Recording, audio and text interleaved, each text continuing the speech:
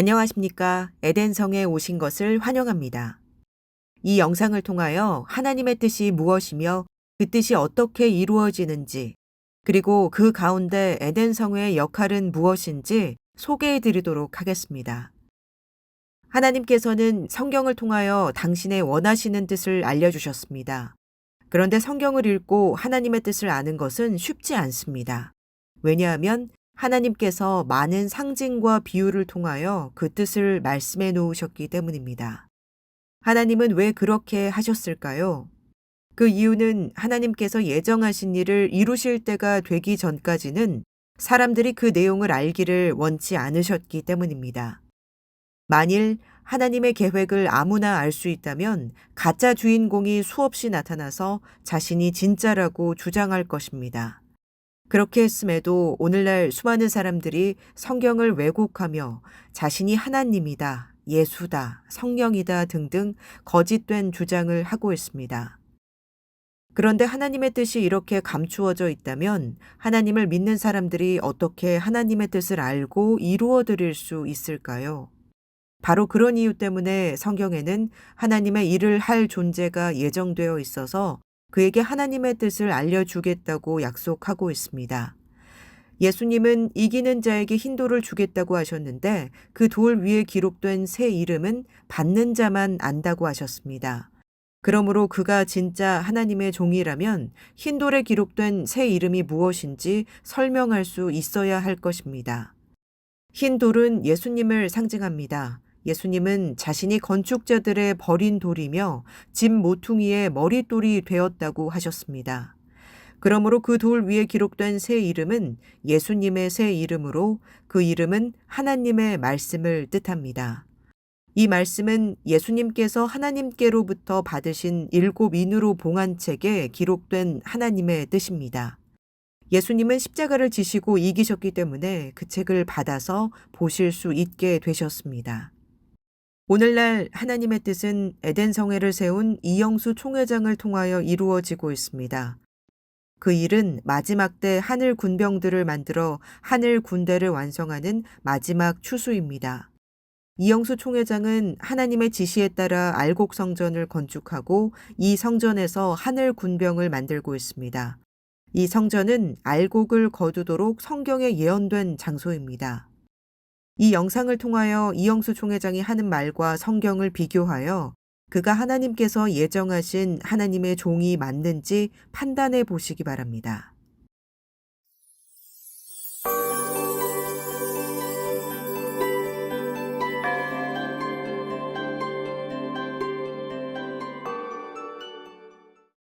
하나님께서는 4천년 전에 아브라함을 택하심으로 이스라엘 역사를 시작하셨습니다. 그리고 그 역사를 통하여 장차 영적으로 이루어질 하나님의 뜻이 무엇인지 보여주셨습니다. 이스라엘의 계보는 아브라함, 이삭, 야곱으로 이어집니다. 야곱은 12아들을 낳았고 그들의 후손이 바로 이스라엘 12지파입니다. 하나님께서 아브라함에게 알려주신 바대로 그들은 이집트에서 종이 되었고 그곳에서 그 수가 늘어났으며 이집트에서 나온 후 가나안과 전쟁을 하였습니다. 성경은 마귀가 이 세상을 다스리고 있다고 말합니다. 예수님을 시험한 마귀는 자신이 이 세상의 모든 권세를 갖고 있다고 하였습니다. 그래서 마귀를 세상 임금이라고 부릅니다. 그러므로 사람이 죽으면 마귀 세계인 음부로 끌려가는 것입니다. 이것을 사망 뒤에 음부가 따른다고 말합니다. 마귀를 멸망시키기 전에는 음부로 끌려간 사람들을 구해낼 수 없습니다. 그래서 하나님은 장차 영의 세계에서 마귀와 싸울 하늘 군병들을 만들고 계십니다. 이것을 상징적으로 보여주신 것이 바로 이방 나라 이집트에서 이스라엘을 길러 가나안 전쟁을 하게 하신 것입니다. 가나안 전쟁은 앞으로 있을 마귀를 멸망시키는 전쟁을 상징합니다. 이 전쟁에서 이스라엘은 하나님의 군대를, 가나안 사람들은 마귀의 군대를 상징합니다. 가나안 땅을 점령한 이스라엘 12지파는 그 땅을 제비 뽑아 나누어 가졌습니다. 이것은 영의 세계에서 마귀를 멸망시킨 하늘 군병들이 천국 백성들을 다스리는 왕이 되어 나라를 갖게 될 것을 상징적으로 보여줍니다. 하나님께서는 모세에게 당신의 이름을 아브라함의 하나님, 이삭의 하나님, 야곱의 하나님으로 부르도록 하셨습니다. 하나님께서 이 세 사람을 특별히 구별하신 이유는 이들이 영적으로 중요한 존재들을 상징하기 때문입니다. 아브라함은 하나님을 상징합니다. 그의 후손들이 가나안 전쟁을 하게 된 것은 장차 하나님께서 하늘 군대를 만들어 마귀와 싸울 것을 상징적으로 보여주는 것입니다. 이삭은 예수님을 상징합니다. 이삭은 하나님 앞에 희생제물이 될 운명이었습니다. 이것은 예수님께서 하나님 앞에 희생제물이 되어 십자가를 지실 것을 보여주는 것입니다. 그럼 야곱은 누구를 상징할까요? 지금까지 아무도 이 문제를 언급한 사람이 없었습니다. 왜냐하면 이것이 그동안 감추어져 있는 하나님의 비밀이었기 때문입니다. 아브라함과 이삭이 영적으로 하나님과 예수님을 상징한다면 야곱도 누군가 중요한 존재를 상징한다고 보는 것이 자연스럽지 않겠습니까? 영적으로 야곱이 누구를 의미하는지에 대해 알아보겠습니다.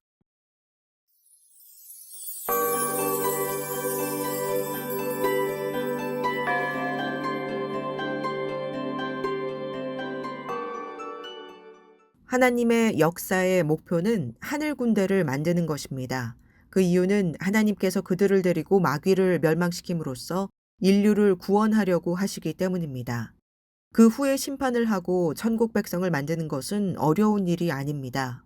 그러므로 마귀와 싸울 하늘 군병들을 만드는 것이 하나님 역사의 핵심입니다. 그 과정에서 가장 중요한 일을 하신 분이 예수님입니다. 예수님은 십자가를 지시고 목숨을 바쳐 희생제물이 되셨는데 그 이유는 죄를 씻을 생명수산물을 만드시기 위함이었습니다. 죄를 씻어야 하나님께 갈 수 있고 하늘 군병이 될 수 있습니다. 그 셈을 만들기 위해 예수님의 희생이 필요했던 것입니다. 하나님께서는 그 샘물을 가지고 일을 할 존재를 예정하셨는데 그가 계시록에 예언된 이긴 자입니다. 이긴 자는 생명수 샘물을 유업으로 받아 사람들의 죄를 씻고 그들을 하늘 군병으로 만들어 추수를 하게 되어 있습니다. 그러므로 하나님의 역사에서 핵심이 되는 존재가 하나님, 예수님, 그리고 이긴 자 세 분임을 알 수 있습니다. 그 세 분을 상징하는 인물이 아브라함, 이삭, 야곱인 것입니다. 야곱은 천사와 씨름하고 이김으로써 이스라엘이라는 칭호를 받았습니다. 야곱과 마찬가지로 마지막 추수를 할 하나님의 종은 이긴 자가 되어야 합니다. 예수님께서 믿는 자들 중에 누가 이기는지를 정하셔서 그에게 추수할 사명을 주시는 것입니다. 그러므로 이긴 자가 되는 것은 추수하는 자가 될 자격을 갖게 됨을 의미합니다. 이기는 자가 예수님의 일을 완수하면 예수님은 그에게 만국을 다스리는 권세를 주겠다고 약속하셨습니다. 그 일이 바로 마지막 추수입니다. 만국을 다스리는 권세는 예수님도 하나님으로부터 받으셨습니다. 예수님은 십자가를 지신 대가로 하나님의 우편 보좌에 앉으셨으며 현재 하늘나라를 다스리고 계십니다.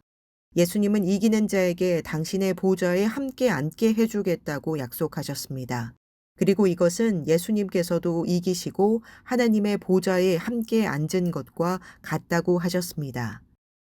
하나님의 보좌에 함께 앉는다는 것은 하늘나라를 다스리는 권세를 갖게 된 것을 의미합니다. 이긴 자도 예수님과 마찬가지로 예수님의 보좌에 함께 앉아 하늘나라를 다스리는 존재가 될 것입니다. 그러므로 이긴 자는 추수하는 사명을 완수하면 만국을 다스리는 권세를 받게 될 뿐만 아니라 예수님의 보좌에 앉아 하늘나라를 다스리는 존재가 될 것입니다. 이것으로 영적 야곱인 이긴 자가 하나님의 역사에서 얼마나 중요한 인물인지 알 수 있습니다.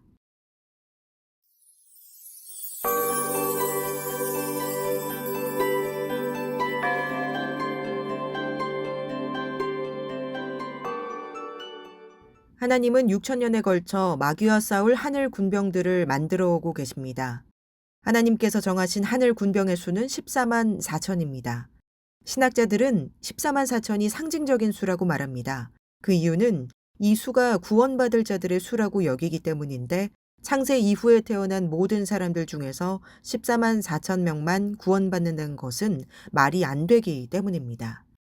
그러나 이 수는 구원받을 자가 아니고 하늘 군병의 수입니다.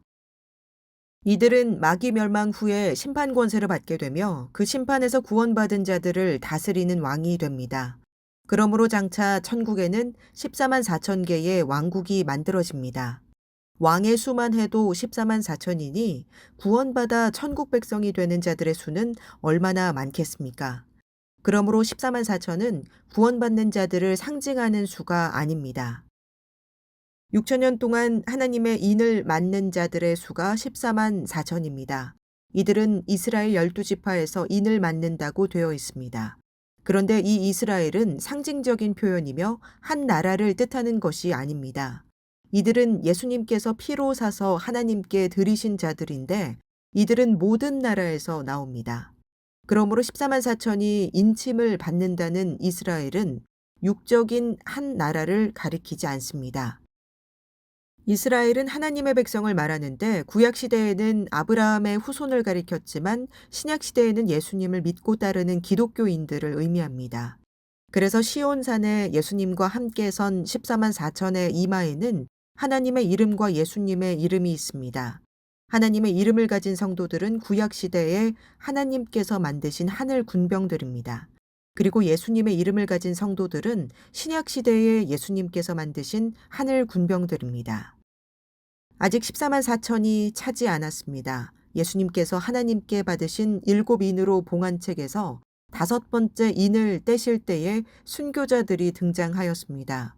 그들은 하나님의 말씀과 그들이 가진 증거로 인하여 목배임을 받은 자들인데 하나님의 말씀 때문에 순교한 성도들은 구약시대 인물들입니다. 그리고 그들이 가진 증거는 성령을 의미하는데 성령을 받고 순교한 성도들은 신약시대의 인물들입니다. 이들이 예수님께 언제 자신들의 원수를 갚아주시느냐고 여쭈었습니다. 그때 예수님은 그들과 같은 자들의 수가 더 필요하니 그 수가 찰 때까지 기다리라고 하셨습니다. 마지막 때 그 수를 채우는 하나님의 역사가 이긴 자에 의해 이루어지는 마지막 추수입니다.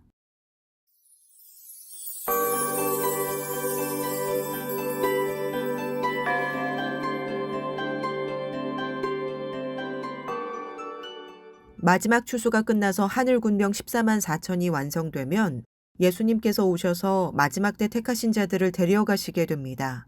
그리고 미가엘 천사장이 마귀와 그의 부하들을 무저갱에 던져 넣을 것입니다.